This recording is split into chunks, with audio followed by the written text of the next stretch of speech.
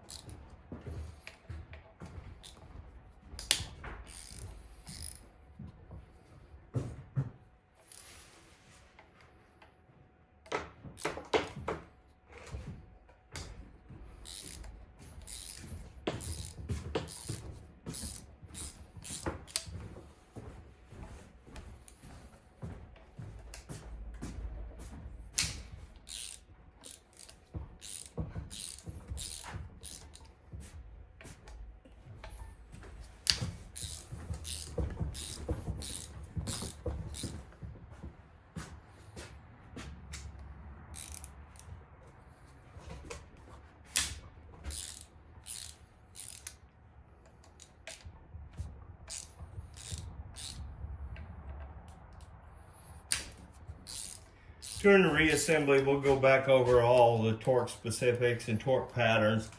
There's a pattern to tighten this cam cover down. When you put it back on, taking it off, it's really not any dangers of warping it. So,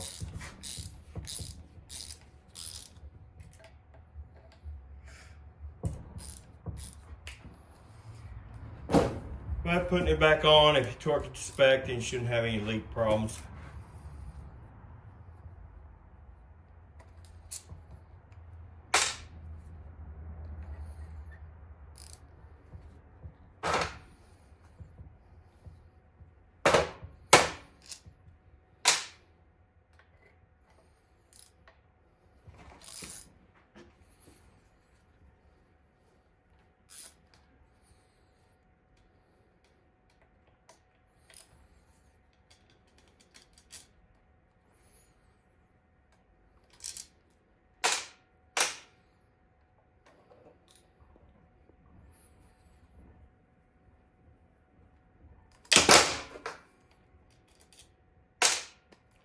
A lot of people will take a piece of cardboard and draw out a diagram and put all these bolts in the hole. The deal is they're all the same size.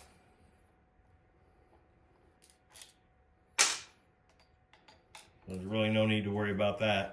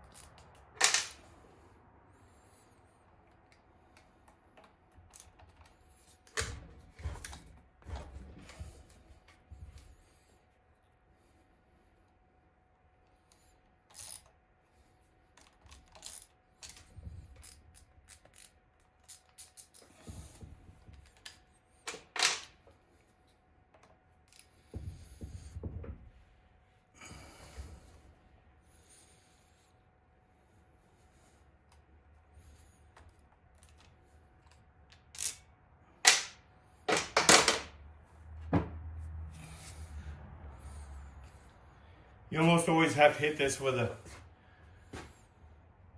dead blow to get this cam cover to break loose. Usually the seal on this is pretty good. Try up there.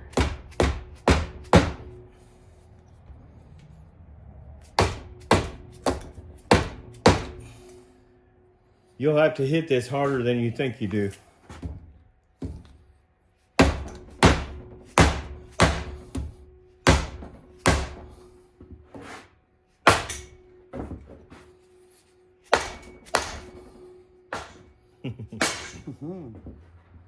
Okay. He got it that time. Oh, ain't that nice?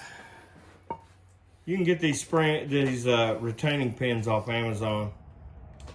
And whoop, too far. Come back. Okay. There's a small hole in this cam chest. You can take the pressure off that chain by pushing that back.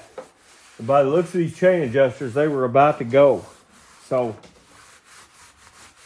we'll put new chain adjusters back in this engine when we put it back together.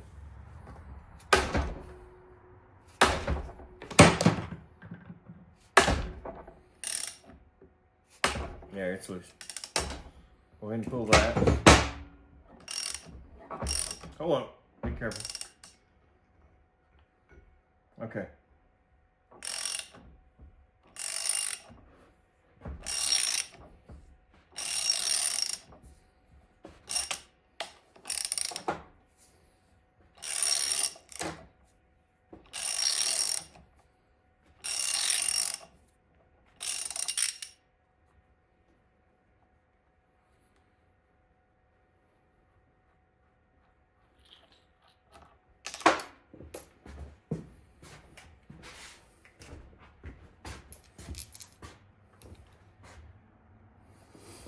Okay, well, let's pull the bottom of the bolt. Okay, so we put the deadbolt handle underneath this piston to gain some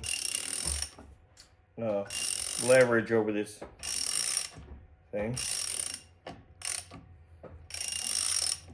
Just so we don't scar up the bottom of the piston or the face of the block. Okay. Now, just pull those two gears and chain off. Sometimes that bottom pinion gear can be a little bit sticky. There we go.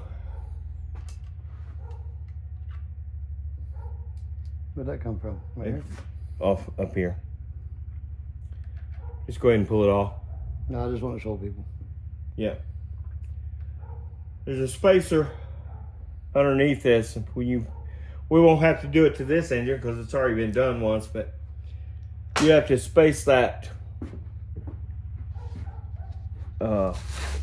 properly so that the chain rides straight. Give me one of those when you get a chance. Okay, so now go ahead and take the pliers and release the tension off this so I can pull this so we can get to the bolts. Where did them pliers go?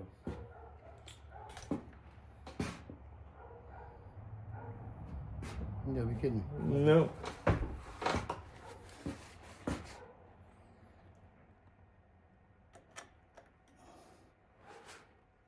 Okay. Those little pins are handy because it's a real pain in the ass to put this back together without them. Now, Where's the one? okay, we want to break these. So this cam chest, stock Harley one, they're numbered. This is 0. Go ahead and break that one loose. Just, okay, go to the next one. No, that's the oil pump. Yep. Don't take these 4. These 4 go to your oil pump. We can pull this all out one piece. Pull it out with the oil pump Well, that's that the oil way. pump too. Yeah, he had it loose though.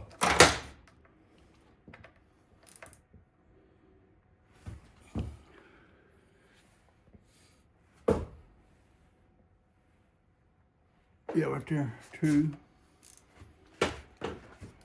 Here's number 2. Just break them loose, don't pull them out. Then you go jump over here to 3. No.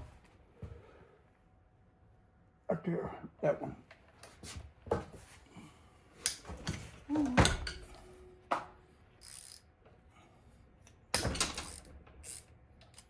Then 4 would be up here this corner. No. Yeah.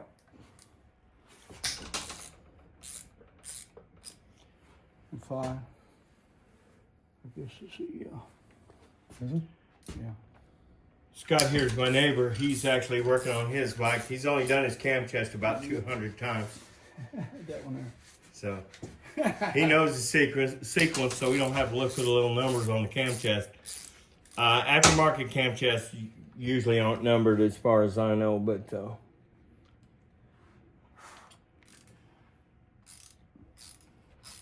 and what we're doing on this is we're pulling the oil pump out. We'll probably reset the oil pump when we put it back together, but we're pulling the oil pump out with it, so there's really no need to take those 4 oil pump screws out.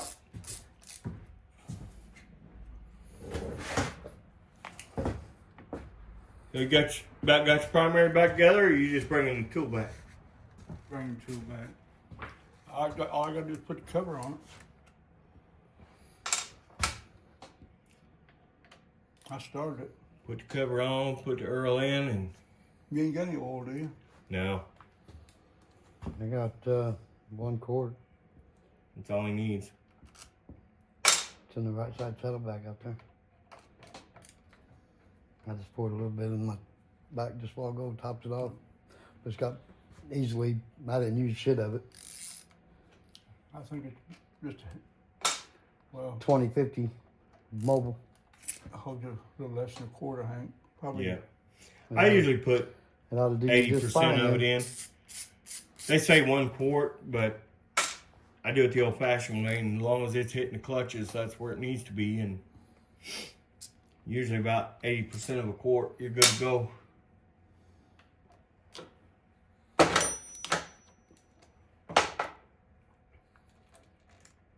I forgot all about taking pictures of the marks.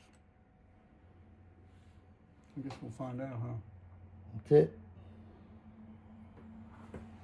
I believe so.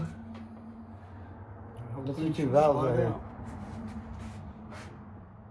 Those are the check valves for the cam Just chest. put A little pressure behind this cam chest because the cams are going to pull out with it. Cams, oil pump, the whole 9 yards. Okay, let's get a look at these cams while we're in here. Look at that tensioner. Oh yeah, that tensioner's gone. So this is a good one to video. This motor was just short of grenading. Make sure we're focused. That tensioner is chewed all the way through. And from the looks of these cams, they probably need to be replaced too. They're starting to show wear. See that shiny spot through the middle? When they'll start looking dull like that, they've been running a little hard. So it's time to do new cams. And but yeah, that chain tensioner right there was absolutely about to grenade this thing. Yep. Good to take them apart, because I tell you what happens. That chain tensioner goes, those little plastic things get down here and get hung up in the oil pump. Next thing you know, you got this crankshaft scarred. Once it's scarred, you're done. These are not rebuildable, so you have to buy a whole new crank. Flywheel set and everything. So we'll be doing that tomorrow and splitting the cases and showing you all that tomorrow, guys. You know, you could buy little screens that go in here and here. You mean those? You know, little screens. Like screen, like a Oh. window screen. They make them that go right in there. Yeah. That Well, way you won't pick up those pieces of tensioner. yeah. This is Dave from Iron Blackbird Cycles. Tomorrow we'll be pulling this, splitting this case and pulling the crank out and replacing bearings in the crankcase. Y'all don't forget to like and subscribe, and we'll see you tomorrow.